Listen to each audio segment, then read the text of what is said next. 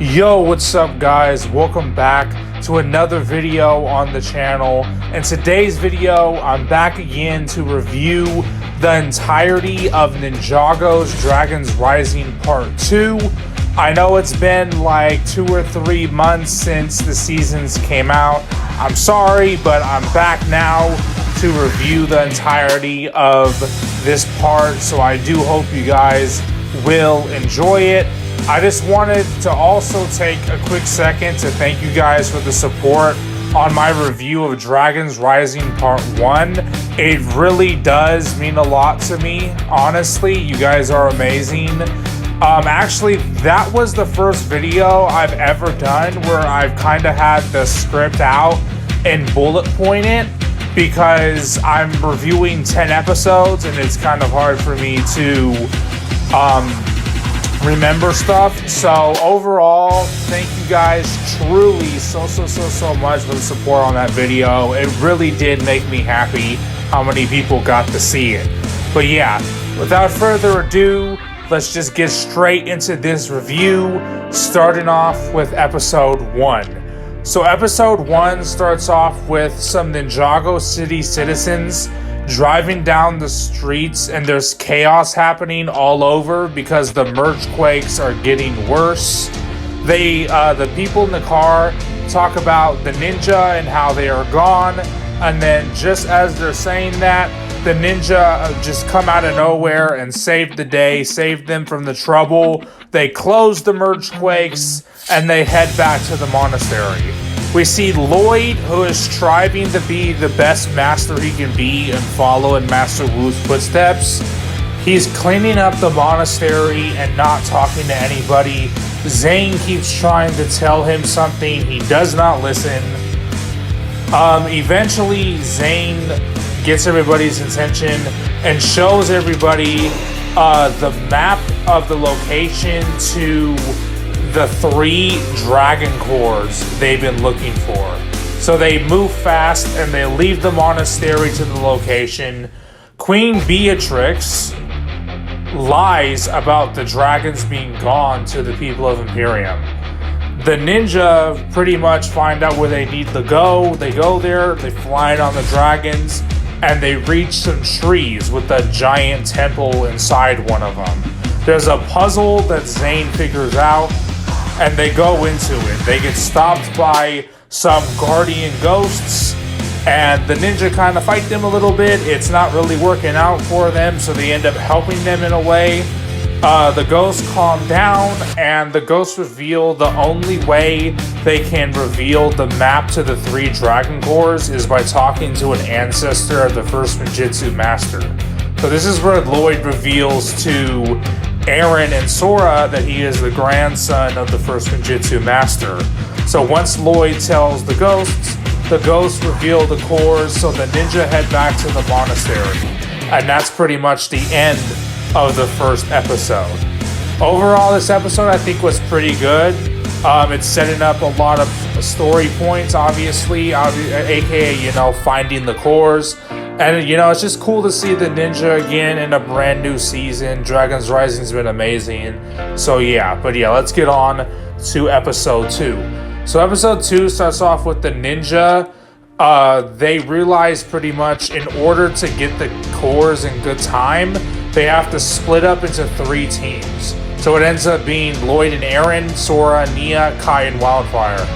So they all leave, and we end up seeing the first team, which is Lloyd and Aaron. They take the Destiny's Bounty, they get the core, and Lloyd tries to help Aaron harness his new special ability, which is putting spinjitzu into moving objects, which I think is pretty cool.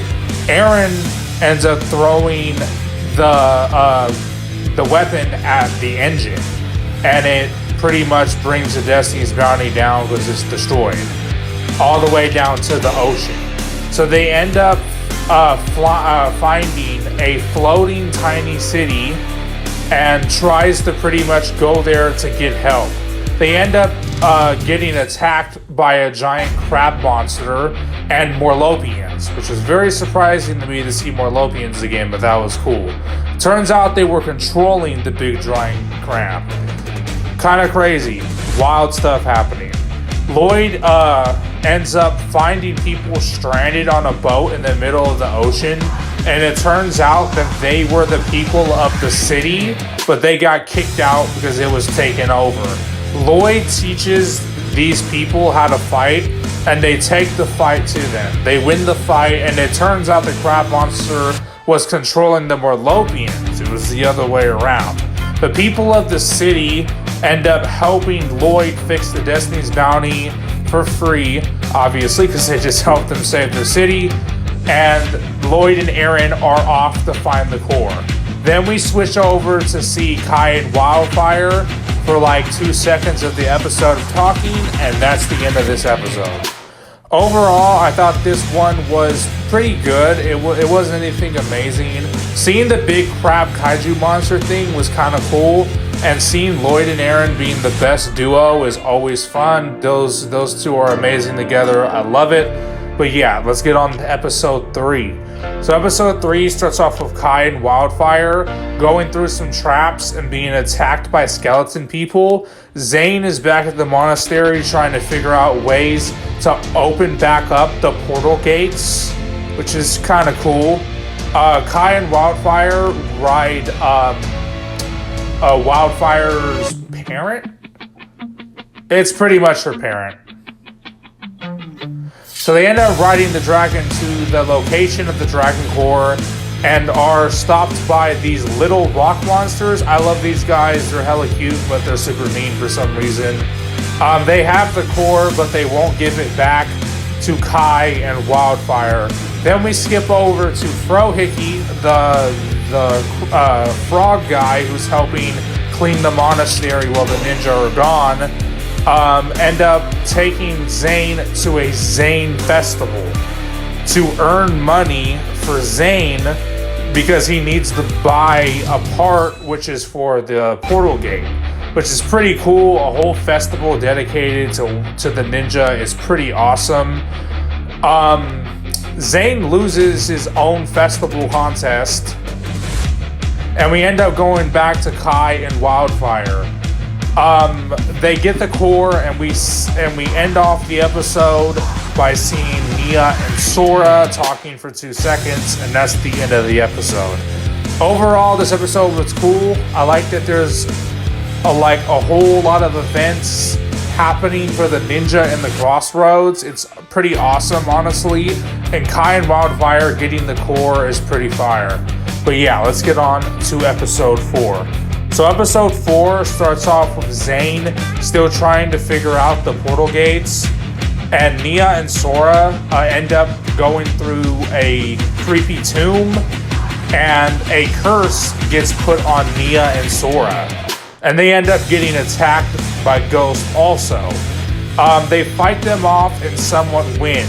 The dragons end up showing them to a location, and when they get there, they see what I think is probably the coolest character in Dragons Rising. It's amazing. It is the Last Jinn. So when I saw this in the trailer for the first time, which I think we did see him in the trailer, he was awesome. But I was also surprised because we all know that Ninjago fell and Natakon was considered the last Jinn.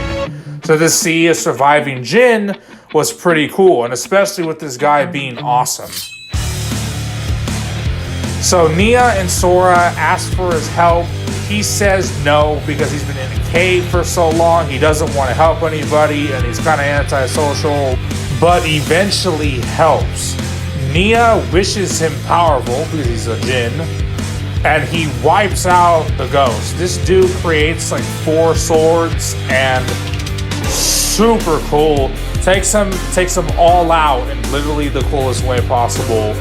Nia, towards the end, wishes for a compass to the core, which ends up being very helpful. They end up leaving to go find the core, and we go back to Frohickey. Frohickey leaves the monastery, and the episode ends. Overall, I think this episode was probably my favorite so far. For this season, seeing another Jinn besides Natakon is amazing. And Sora and Nia just being an amazing pair, the best girl duo. It's just cool stuff, honestly. But yeah, let's get on to episode 5. So episode 5 starts off with the magician guy, which I don't remember what his name is, nor do I care to try to remember what his name is. He's with the purple outfit. He's got the purple top hat with the scepter thing. I don't know. He ends up taking the core from Kai and Wildfire because he ends up following them to the Little Rock people. The Little Rock monsters end up being able to take it away from the magician, and then we go on to see Lloyd and Aaron once again. They reach the gardens, which is where the core is located, and they go through the gardens and see the core just sitting there.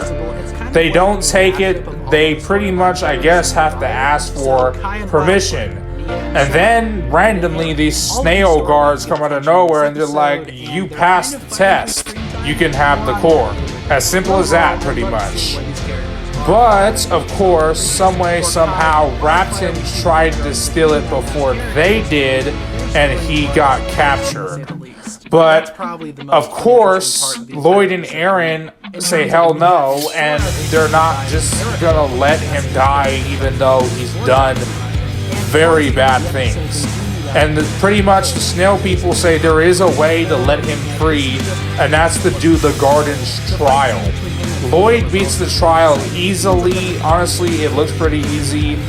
We see Nia and Sora once again ended up at some junkyard, and they see a certain rock monster. Of course, if you guys know, the certain rock monster is our boy Cool, but we'll get into that right now.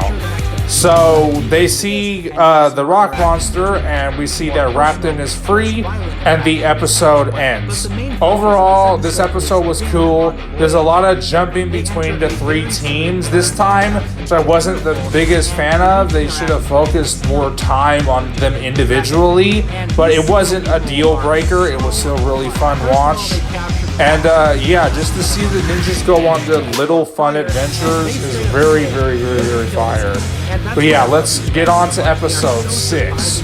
Episode 6 starts off with Wildfire going crazy with Kai, trying to calm her down because when they were fighting, her dragon family member got hurt really bad from pretty much, the last episode. So Kai teaches her a calming method that Master Wu taught him. As we know, if anybody knows Wildfire's character, she's really crazy. She's always doing wild stuff. And it's pretty crazy just to see her relaxed and cool for once. And to just see her learn a way just to mellow her feelings is very, very awesome character development. But yeah, after we see that, we skip back to Nia and Sora. And like I said, the rock monster ends up being Cool, which is amazing. There ends up being this giant robot monster that Cool has to protect these lost children, and they end up hiding. So this place that Nia and Sora are at are called the Land of Lost Things, which is where people, things, they all go when they're lost, like the name implies. So Cole is there to protect them as much as possible. We end up also meeting a guy who helps us escape, and he looks like a mix of a gecko and a monk. Those things underground from Master of the Mountain. Kind of cool to see like a mixture of the two. And on top of all of that, he's an elemental master of some sort of magnet power. When I watched it, I didn't really fully grasp what it was, but that's what I got from it was magnet power. So they end up going to hide in their little hideout, and it turns out that the thing that's been powering the shield that they have to stop the robot monster is the Dragon Core. And of course, that's been keeping the robot out, but they need the core. So Sora, being the tech genius that she is, tries a way to find the parts that she needs around the junkyard to make an alternative power source to keep the shield up for him. Of course, more things go wrong, and the doctor, again, I don't remember her name, my bad, ends up showing up and surprises Sora. So now everybody is worried about her on top of the robot. So when everything goes crazy, Sora activates her powers once again to stop the robot. But in the process, the doctor gets away with the core, and Cole does not go with them. He ends up going on his own journey. And then we skip to the doctor telling the queen she has the core, and then Wildfire finally calming down with Kai's help, and that's the end of the episode. Overall, I thought the episode was really cool. I love seeing my boy Cole. Really awesome. Seeing another elemental master is awesome, and the and the doctor getting the core, definitely bad. But yeah, let's move on to episode 7. So episode 7 is kind of interesting, but also kind of hard to understand at the same time, so I'll try my best to review this one. So Lloyd and Aaron end up leaving, and they end up going through this portal, and it takes them to somewhere called the administration. They ask people where this is, and everybody's giving them literally the same answer. Some of the agents are after them for some reason. They end up finding Zane, of all people, hooked up to a computer, because I guess they've been using them. Zane has access to a lot of stuff to help Lloyd and Aaron escape. Aaron finds a giant mech, and they make for their escape. Then, out of nowhere, for 2 seconds, we see Jay. And that was crazy, but we only got to see him for like 2 seconds. Really wild. So Zane ends up getting the portal open, and we go through it, and everybody ends up back at the monastery. So everybody has their core, and they're back at the monastery, and they all get back together, and pretty much the final battle begins at this point, going to Imperium for the final part. And that's the end of the episode. Overall, this episode was honestly pretty awesome, but pretty wild. Seeing Jay is amazing, and yeah, just moving to the final battle is really exciting. But yeah, let's get on to episode 8. So episode 8 starts off with Lord Roz's backstory, of all things. We see him walking through a literal happy, awesome version of Imperium, and he goes to talk to the King of Imperium. Lord Roz leaves in a happy, and we move back to the present day, and Queen Beatrix puts a fake face on for her people once again. We switch back to Cole, Nia, and Sora. Of course, as we said, Cole ends up leaving to go on his own journey because he wants to find Master Wu, because he's been hearing Master Wu's voice like everybody else. Sora uses her powers to put a giant gun on the dragon so they can help burst the barrier of Imperium. A lot more high budget and a lot more sophisticated, I suppose, compared to previous Ninjago seasons and even other episodes of Dragon Run. We end up getting to the Queen, and the Doctor is trying to use their super powerful weapon powered by the Dragon Cores to, wreak havoc, of course. Why wouldn't they? And it doesn't end up working for them, and it blows up. Queen Beatrix goes to Lord Roz for help in his prison. Then we go back to the flashback, and we see Lord Roz gave Beatrix the idea of taking over the kingdom. So she does. And we see her sister, I think it's Zeatrix, I don't know if that's correct, but she was an elemental master, which is kind of crazy. So we end up getting back to the ninja, and the ninja sneak into Imperium. They get jumped by soldiers, and then they get saved by people who gave Ryu to the Queen earlier in Dragon's Rising. Turns out they figured out, hey, the Queen isn't as great as we thought she was, so let's make a resistance. There's a fight between the Doctor and the Queen, and the Doctor finally sees how bad the Queen really is. Because of this, she forces her to rebuild the weapon. It's too dangerous, of course, but that's the end of episode 8. So episode 8 I thought was honestly pretty solid. It's a pretty solid episode, a lot of build-up, really cool. It's really cool to see the backstory of Beatrix. I think Queen Beatrix is an awesome villain. Too bad she got taken down, but you know, Lord Roz is stepping in for Dragon's Rising Season 2. I can't wait for that. But yeah, it's just really cool to see the setup moving into the final battle. And yeah, let's move on to episode 9. So episode 9 starts off with a real final battle starting. The ninja try to sneak around and they get stopped by Beatrix in a giant mech. Nia and Sora come in with the guns on the dragon to break through the Imperium's shield, and they get attacked by the Queen. The ninja run to make their way to the communications tower to show the people how horrible the Queen Beatrix really is. While, of course, getting stopped along the way, they make it, and it turns out the leader of the Resistance is actually Raptor. Of all people, it's kind of crazy.